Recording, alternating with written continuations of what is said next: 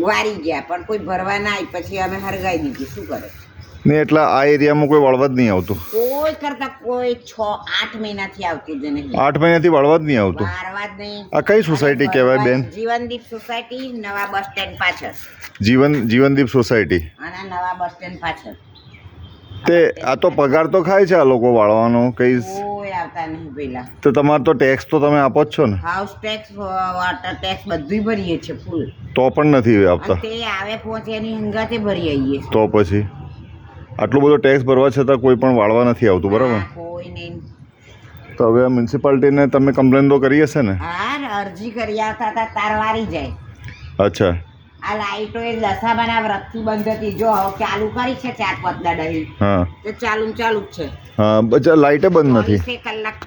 24 કલાક ચાલુ નહીં? લાઇટ બંધ બી નહીં રહેતી?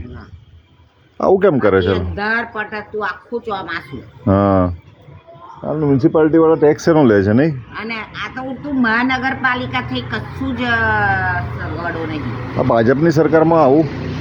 ભાજપ હોય કે કોંગ્રેસ હોય, હા, સત્તા પર બેઠા પણ કોઈ હોભરવાની તૈયારીઓ જ નહીં. એ જ ને. હવે કેટલી કંઈક વાર એમને અરજીઓ કરવા જાય. સાચી વાત છે.